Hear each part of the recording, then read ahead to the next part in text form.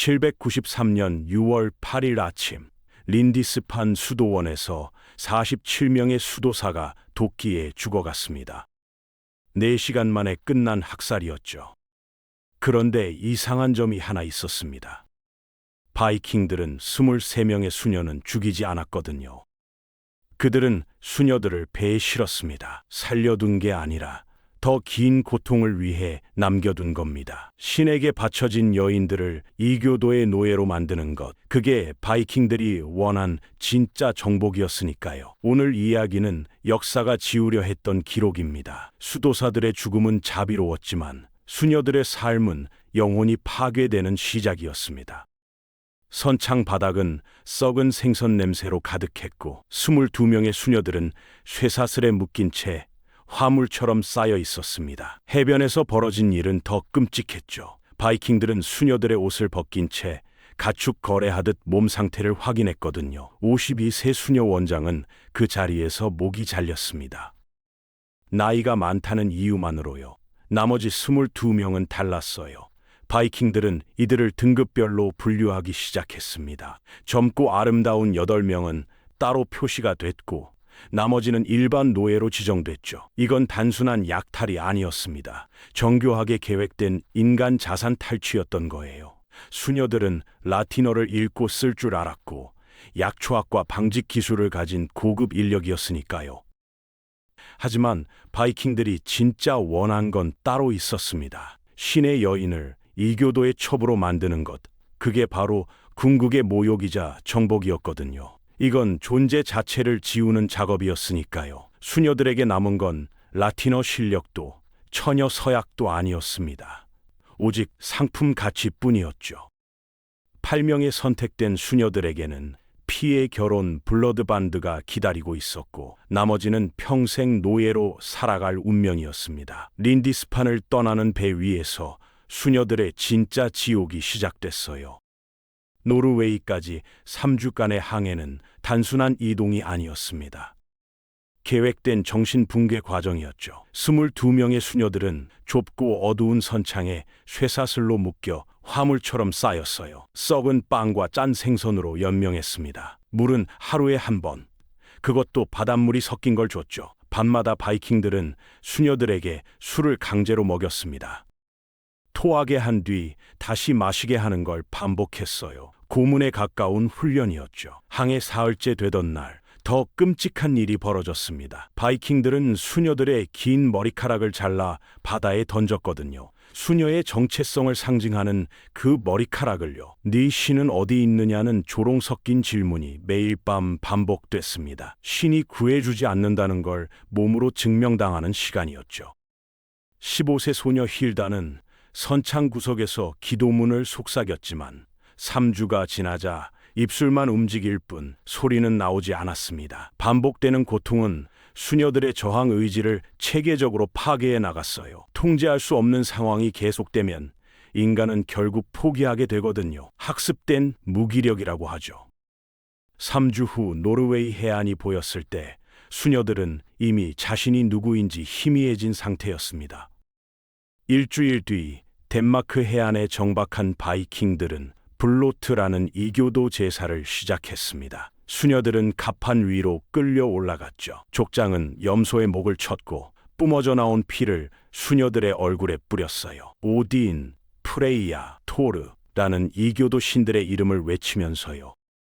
칼날이 목에 닿은 공포 속에서 수녀들은 무릎을 꿇을 수밖에 없었습니다. 거부하면 죽음이었으니까요. 하지만 이건 단순한 협박이 아니었어요. 반복적이고 통제 불가능한 고통은 학습된 무기력을 만들어내거든요. 심리학자 셀리그만이 발견한 현상이죠. 도망칠 수 없는 고통이 반복되면 인간은 결국 저항 자체를 포기하게 됩니다.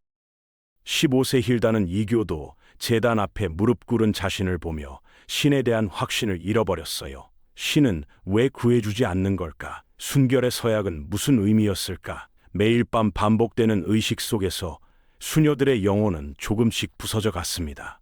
저항은 고통만 키웠고 수능은 생존의 유일한 방법이 됐죠. 3주간의 항해가 끝날 무렵 수녀들은 더 이상 기도하지 않았습니다. 3주간의 항해 끝에 배는 노르웨이 호르난 해안에 도착했습니다. 수녀들은 새로운 지옥인 바이킹 마을에 발을 내디뎠죠. 마을 광장 재단에는 오딘의 성물인 말이 묶여 있었어요. 족장은 도끼로 말의 목을 쳤고 피가 뿜어져 나왔습니다.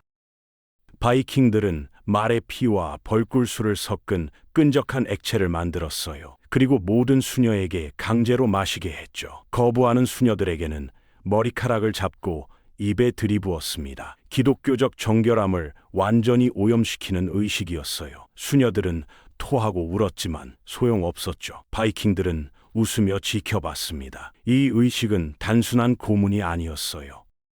수녀라는 정체성을 완전히 지우고 바이킹 사회의 일원으로 강제 편입시키려는 상징적인 절차였거든요. 말의 피를 마신 순간 수녀들은 더 이상 신의 여인이 아니었습니다. 이교도의 재산이 된 거죠. 힐다는 입안에 남은 피맛을 느끼며 무릎을 꿇었어요. 그날 밤 더 끔찍한 의식이 기다리고 있었습니다.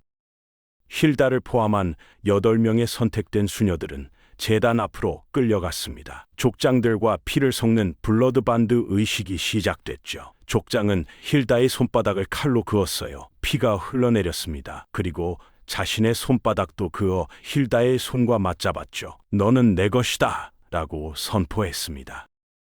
힐다의 운명은 그렇게 봉인됐어요. 이 의식을 통해 수녀들은 법적으로 주인의 첩이자 재산, 그리고 미래의 어머니라는 신분을 부여받았습니다. 밤이 되자 축제 불길이 타올랐어요. 마을 사람들이 모두 모인 가운데 공개적인 유린이 정복의 선언처럼 행해졌죠. 수녀들은 비명을 질렀지만 아무도 돕지 않았습니다. 오히려 바이킹들은 환호했어요.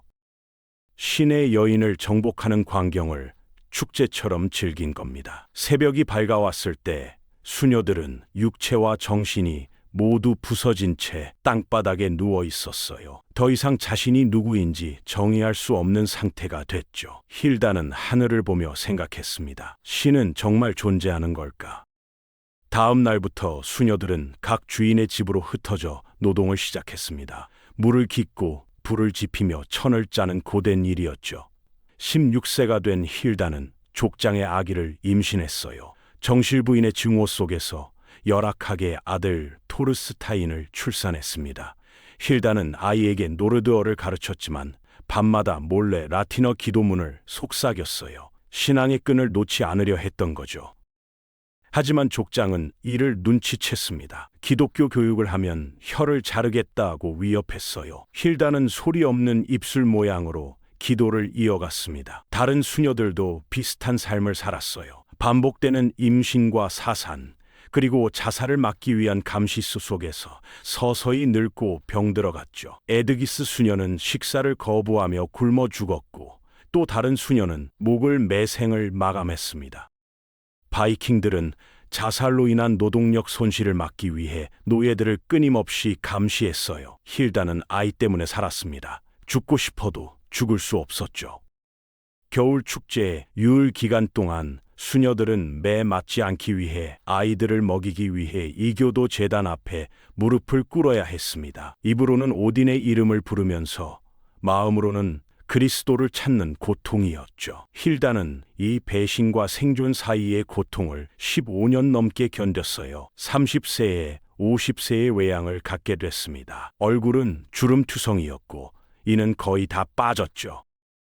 반복되는 임신과 노동, 그리고 굶주림이 그녀를 늙게 만들었어요. 어느 날 아들 토르스타인이 물었습니다. 어머니는 왜 다른 여자들과 다른 말을 하세요? 힐다는 대답했어요. 아주 오래전 이야기란다. 자신의 과거를 힘이 나게 전할 수밖에 없었죠. 다른 수녀들도 비슷했습니다. 어떤 이는 바다에 뛰어들어 죽었고 어떤 이는 병으로 죽어갔어요.